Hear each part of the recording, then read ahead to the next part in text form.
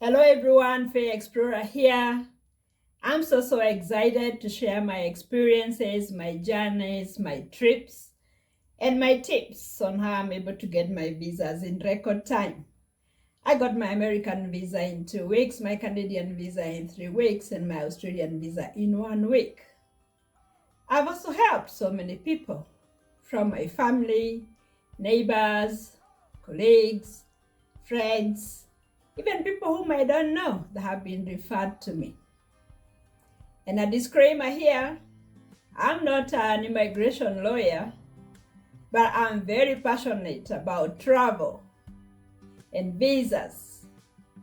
And I'm happy that I've been quite successful. And that's why I would like to share my journeys with you, with the hope that by listening to my videos, you get a tip here and there to make your journeys more interesting and more productive. Now, in today's video, I want to take you through my 10 points that I use to get myself legitimate conferences. Now, before we go to the points, I would like to point out a few things. One, for the conference that you are applying for, please ensure that it's a conference that is in the area that you are in. That means if you are a doctor, it must be a conference concerned with healthcare. If you are a teacher, look for a conference that has educational materials. If you are an artist, look for a conference that's dealing with artifacts, museums, artistic stuff. Because when they send you an invitation and you use it to apply for your visitor visa to Canada, the consular officer will check whether what you are going out to see out there is what you do back home. Because you have filled an application form, you'll upload your documents. So is there a relationship between the two? So make sure that the conference that you pick out is one that rhymes with what you do. Also ensure that this is a conference that even the Canadian government knows exists. That's why I'm here. Because you could apply, maybe your money sinks and you don't get a response, or you could even get a response from a fake conference, but you don't get your visa. Because the embassy knows that there is no such conference. So how do I know? How do I get to pick my conferences? So I've applied for 2 conferences so far. So one time I applied for a conference that was in Montreal, and they sent me an invitation letter within 3 days. And I attended the conference. Then an year after, I applied for another conference, this time a different conference, but still related to what I do. But this time I applied in Ontario, Toronto. And they sent me an invitation in 2 days. And I also attended. And what I learned, when you attend, even after you leave and you come back home, because you will have registered with them during the time you are attending, they will always be sending you alerts or updates on when the next conference is, in case you are interested. It could be in a different country. For somebody like me who likes travel, that would be an excuse to move into the next country and see how it is. So anyway, to my 10 points. How do you know that a conference is legit, and yet we have thousands of advertisements out there claiming that they are inviting, and you only need to write to them and they send you an invitation letter? So for me, these are my 10 pointers. 1, I check on the organizers. So who are organizing this conference? This is an international conference, so this must be well-known organizers. It could be an institution. It could be a management body that deals with conferences. At least there must be something that you have seen even elsewhere about those same people organizing conferences in other places. Look them up. The internet will not lie. If you look closely enough, it will show you that these are genuine. Then my next pointer, I review the speakers. So who are speaking in this conference? An international conference must have experts that are speaking there. These experts must be people that either have written journals, books, they've done talks, they even have podcasts. So if you look at the list and the topics that they are speaking on, you'll definitely find it elsewhere, not just in that advertisement. So number 3, I always verify the venue. This is an international conference. So if it's legit, it must be in a big venue that holds such conferences. I'm told of somebody who looked up an address of a conference that they had been sent, and you know where it sent them? In a cottage in the middle of nowhere. People are seriously interesting. So in this era where we have Google Maps, why not look up the address? And it will take you to the doorstep, and you can even see that building from the comfort of your home. Please verify the venue. Number 4, confirm date and schedule.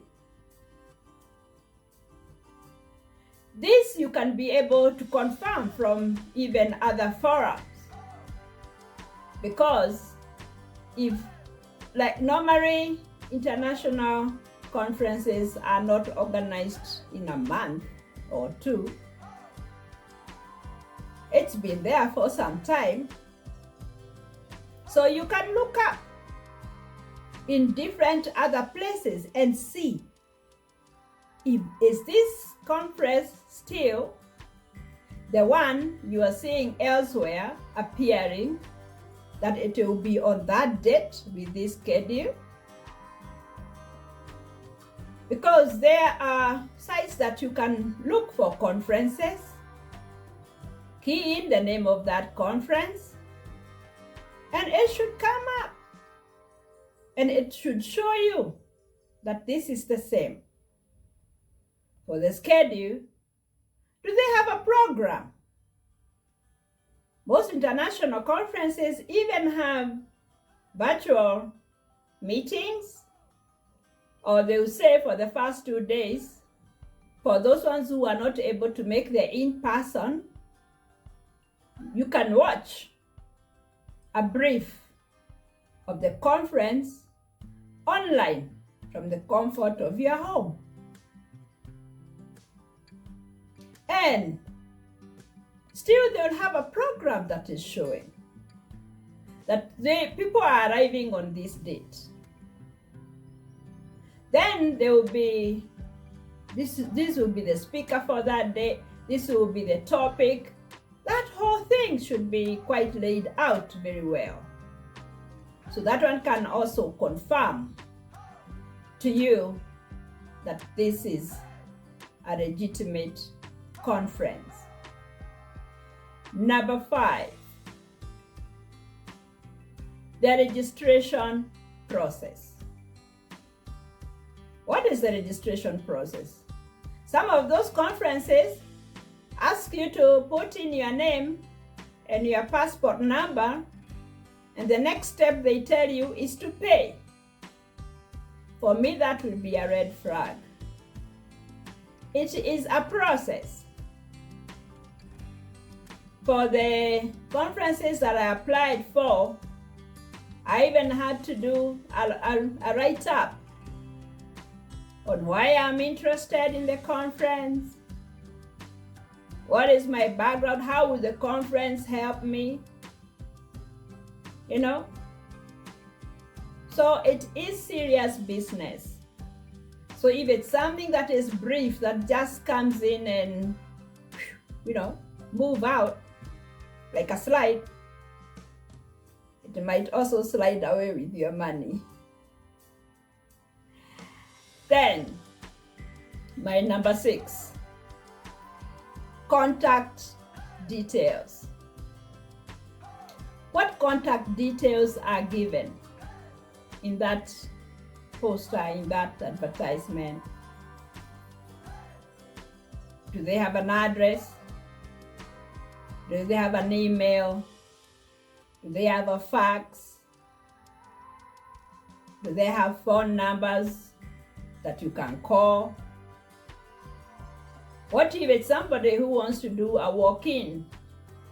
Is there an address that they can find out where that building is and go and inquire about the conference? Details. Details are so important. My number 7 would be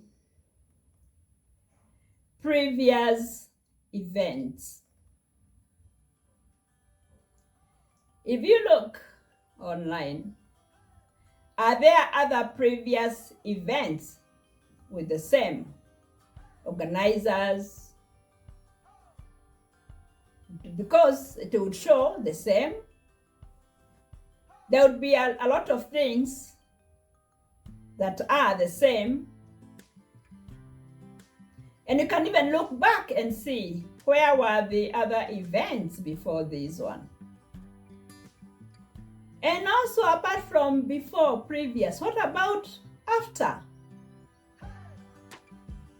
It's so important for you to apply to a conference that has other events coming after the one you are applying for. Because the visa office works independently, and if your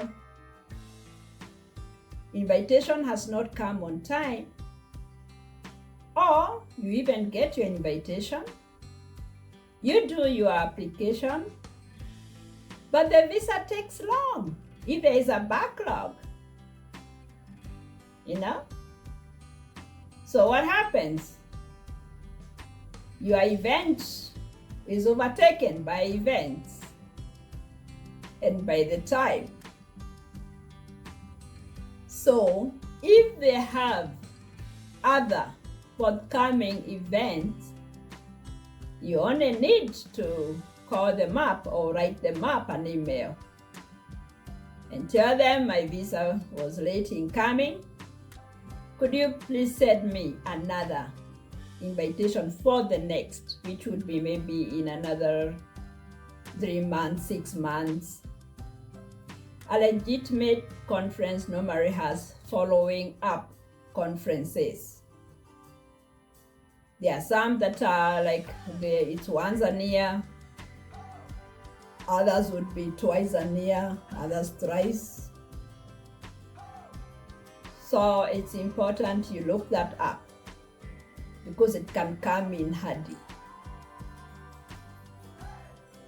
Then I would look into their website. Do they have a website?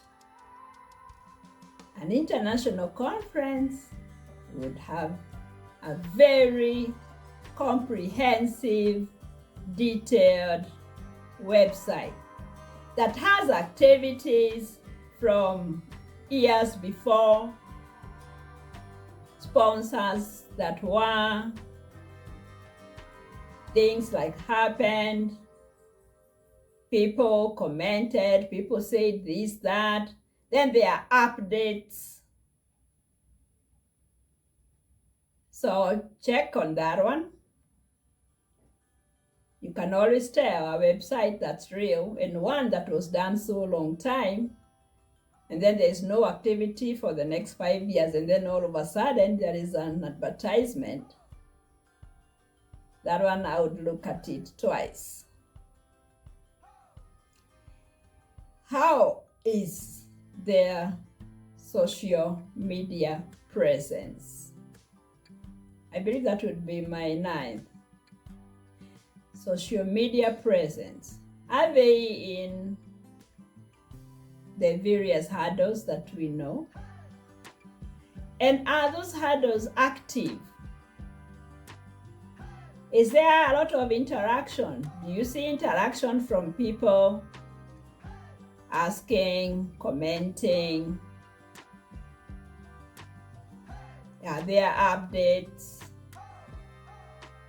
from the organizers that this is happening or this will not happen, that you're supposed to do this? And then even they'll still have more information on the registration, on the conference itself, because they want to reach to as many people as possible. That is why they have advertised to the whole world. And there are people who are more common going into Facebook, others will go into Twitter, others Instagram. So it's so important to check their social media presence.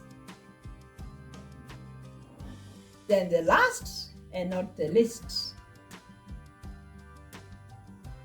is reviews and testimonials. If this is a legitimate conference, normally they even give you a questionnaire after it's done, and they ask you how the conference was, and they will break down into sections like the hospitality, the speakers, the venue, for you to comment on whether you were satisfied and areas that you think they need to improve on. So you'll find a lot of reviews and comments, and people normally leave their pictures in those reviews so that you can tell that this is real. And it's not only one person reviewing. You'll find quite a number of reviews, and it will depend on how long that conference has been on, because the more it stays, the more definitely it will have more reviews and testimonials. So it's also important, don't rush into paying. Be very careful, be very keen, because conferences have worked very well, especially for people who do not know, who do not have family or friends or anybody to who can invite them or whose place they can go and stay or go visit, because you're not supposed to stay for more than 6 months. So for somebody who would want to see a bit of Canada, because a conference could be for 3 days or 5 days, and then you can have an additional itinerary of another 3 days to at least see a little bit of Canada, so that you don't come home after going so far and you have nothing to show for it. You can take some pictures, some videos to come and show your people back home. So please, if you like this video, like, share, subscribe, hit that notification bell so that you don't miss out on my videos. I upload every week, and I hope to see you next time. So God bless you. I love you.